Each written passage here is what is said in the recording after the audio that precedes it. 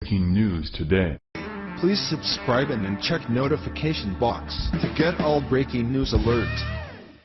The crackdown on gun control had come to a screeching halt once Donald Trump took office, but that didn't stop Democrats from getting their way. Without warning, gun owners are now waking up to horrible news about their Second Amendment right, which has just been incredibly infringed upon in a way that's beyond unconstitutional.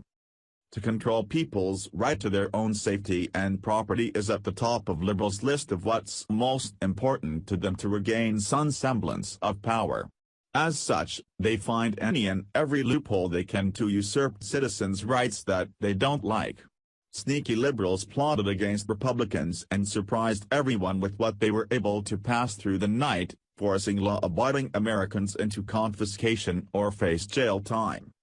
The old saying goes that nothing good happens after midnight, and that's certainly the case, as law-abiding gun owners in Hawaii are getting bad news about their guns that they are going to have to give up for the most asinine reason yet. The tyrannical leadership in the state has just officially made weapons confiscation a reality for those who legally and rightfully purchased their guns.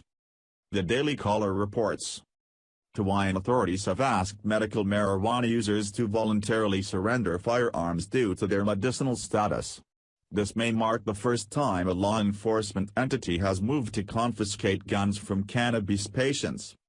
Marijuana users in Honolulu are expected to turn over all firearms and ammunition to the state within 30 days of receiving the notice, according to a letter signed by Police Chief Susan Ballard, reported the website Leafly.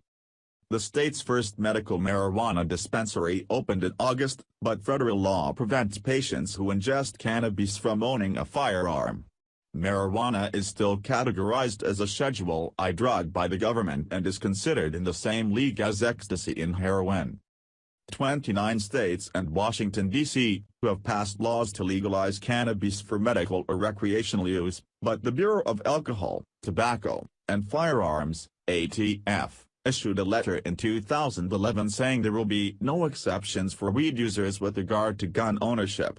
The agency stated, "Any person who uses or is addicted to marijuana, regardless of whether his or her state has passed legislation authorizing marijuana use for medicinal purposes, is an unlawful user of or addicted to a controlled substance, and is prohibited by federal law from possessing firearms and ammunition."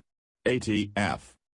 The Ninth Circuit Court of Appeals heard arguments in September 2016 against laws prohibiting medical marijuana patients from owning a gun, but unanimously ruled in favor of the government. The restrictions did not infringe upon patients' Second Amendment rights because cannabis was found to cause irrational or unpredictable behavior, the panel said.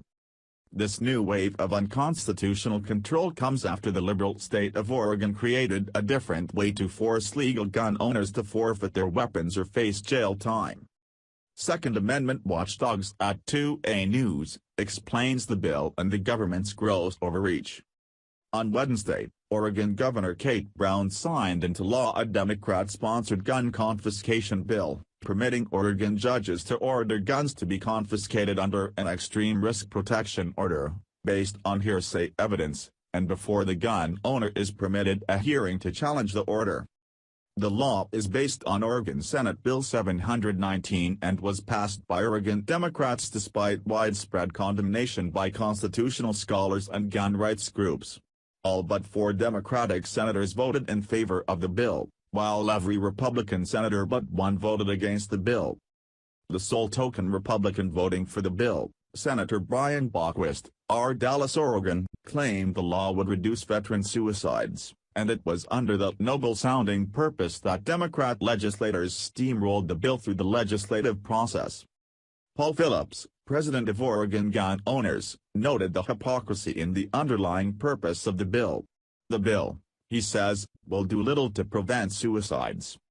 What it will actually do, under the guise of suicide prevention, is deprive Oregon gun owners of their legal rights under the Second Amendment. Gun confiscations, he says, will be based on hearsay evidence alone, and the firearm owner is not, even, privy to a fair trial. This is liberals' systematic and sneaky approach to total and complete gun control. If they take this right away step by step and piece by piece, as seems to be the case, it won't be long before this right granted Americans in the Constitution is totally erased. Democrats will do absolutely everything they can to disarm Americans and won't stop until they have made a sitting duck out of every citizen in this country.